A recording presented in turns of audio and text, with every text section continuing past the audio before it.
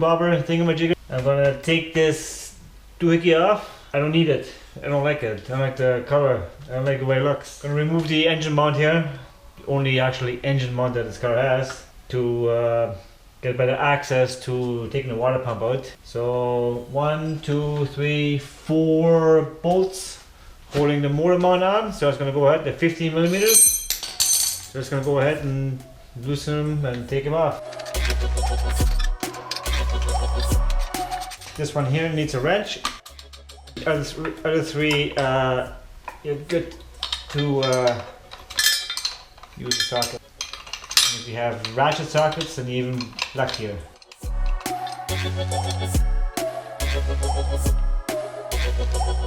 Actually, I'm not sure actually. There's a slot on each of these bolts here, so maybe I can actually not have to take these bolts out. So I'm going to remove the 2 bottom bolts.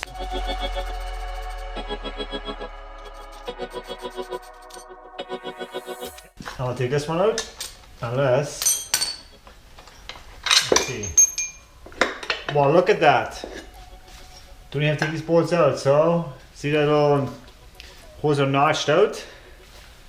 Essentially, when you put the motor mount on in the car, that's kind of convenient.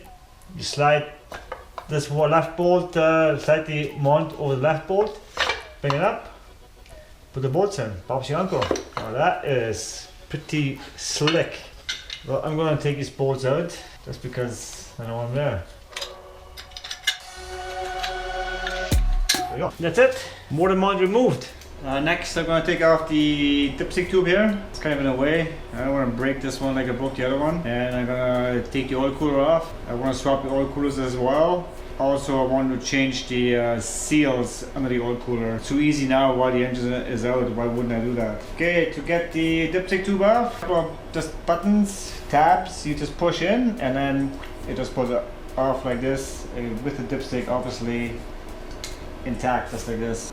But a good idea to put this in a clean, dust-free place. I am just going to put a little tape over the hole. I just don't want anything to go in there. Chances are slim. A bit of tape makes them even slimmer. Oil cooler, it looks like to be very easy. 4 hex bolts here. Number 5 hex key. Yeah, I just like using hand tools. I don't know, this maybe is some kind of therapy for me or something. Especially when things come off fairly easy, right? I don't think it matters which one you loosen first.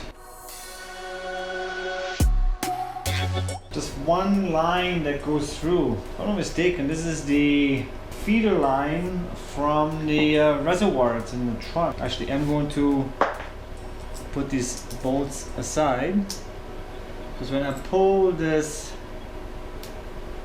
cooler off, I don't want these bolts to fall into the orifice. I'll tap, gently move it up, and just always see a little bit of crud building up here, so looks like a good idea to have removed this oil cooler. There's a bit of oil in there. I am just going to clean the surface of the oil cooler. I just use a little bit of a brake cleaner here. Spray on the rag. See here, just gonna clean the surface a little bit so the tape has a good fighting chance to actually stick. I guess I can do it on here to show you guys. Again, I don't want anything to fall in those orifices here. Don't plan to put this oil cooler in the car, but I plan to keep it, storing it. Never know if I need an oil cooler. Okay, so I'm gonna put this in my parts bin here. So there's a lot of crap here. I'm just gonna wipe that clean. I obviously plan to replace the gaskets. It's so easy to do now with the engine out. Why wouldn't I do that? To mitigate any kind of oil or water leak here, right? I'm just cleaning the surface and I wipe away from the orifice so nothing, or at least amount possible of any kind of debris goes in. I'm going to do another better cleaning later on. I just don't want to do it right now. I'm going to obviously take all the O-rings out and I'm going to clean under, like in the grooves here. I'm sure there's no dirt or any kind of crud in there. There's all kinds of gunk built up in here. Ugh, can't have that, like sand in here, and yeah, so you don't want that stuff to go into your engine. So actually, if you're wondering what I'm using here, I'm using Gorilla Tape. Stuff seems to stick really well. Just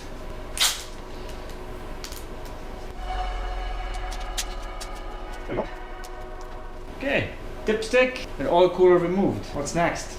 I think I'm gonna take a flywheel off now. I'm gonna wait to take all this stuff off here. Before I continue on and removing any of these things here, I'm gonna wait until I dismantle the other engine. I do plan on transferring everything over from the non-flooded bad engine. These are how all those things work. Alrighty, the flywheel was pretty self-explanatory, I think. It's just held on by 1, 2, 3, 4, 5, 6 hex bolts. That's open. That's easy. That's open. You didn't open a bolt, you loosen it. Just a little bit of a boom, like that.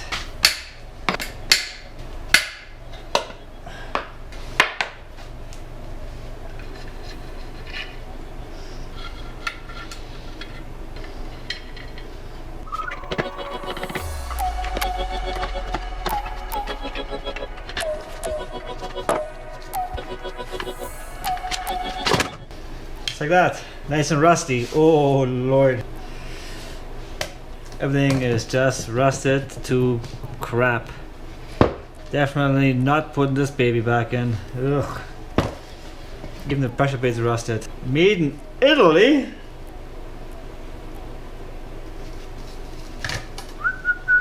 Flywheel is next. I don't know what this is. Can you read that? Does it say T55 or T65? My old eyes can't even. It looks like 55, so I'm gonna say T55 Torx bit. You're gonna work away at these 1, 2, 3, 4, 5, 6, 7, 8 bolts.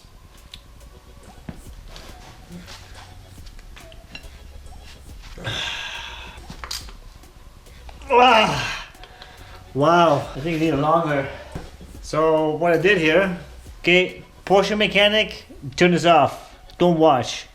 Everybody else, here, taking a 24mm wrench, just put it on. I turn it, it's now resting on the top of this plate here. I don't see a problem with that. And that gives me, locks it up so I can loosen these 8 bolts here. Well, I have one loose. Let's hope I can get the other 7 loose. Wow! These are torqued on. Either really torqued on or just rusted.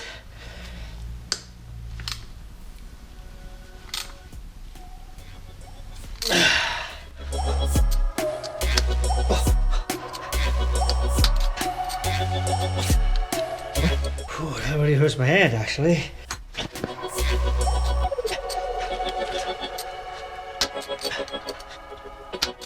Oh God. Wow. Oh, that was not a lot of fun. But luckily I'm able to do this outside the car, so makes things a little bit easier. Obviously I'm standing over the engine and a lot more leverage on that than if I was working on this inside the engine.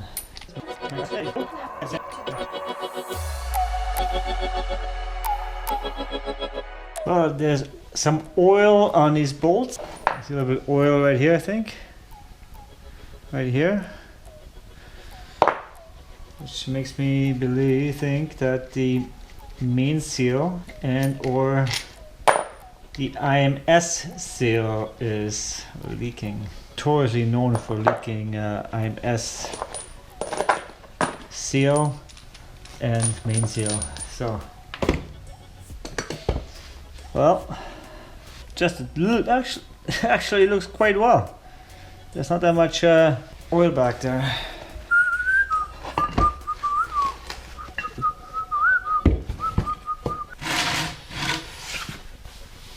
So this is the guy you were after here. This behind that baby is the intermediate shaft bearing that we're going to change out before there's any kind of catastrophic damage, which the other engine already has. This is the main seal behind here. It's also going to be changed out. That IMS bearing change out is going to be a video all on its own, a whole video collection, I guess, all on its own. There's already a boatload of these out there, but hey, let's put one more on there, okay? Easy peasy. Alrighty, flywheel removed.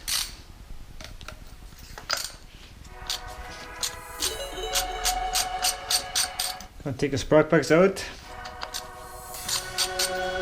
I'm gonna actually mark the spark plugs from which cylinder they come out from. So if they're fouled up by any chance, I know at least there's anything going on in that cylinder.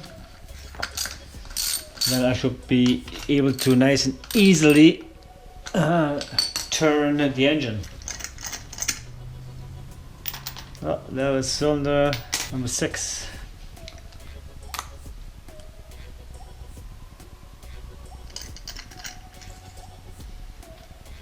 It's actually pretty good so far.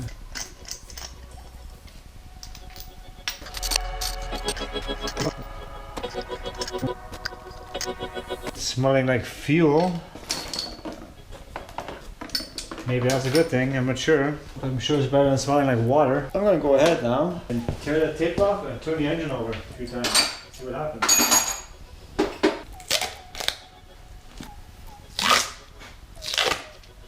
Clean debris of some sort. Cleanish.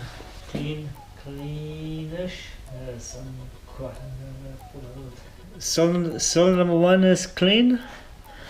Cylinder number 2 has some kind of little bit of crud built up down there. Cylinder 3 is clean. Cylinder 4 is clean.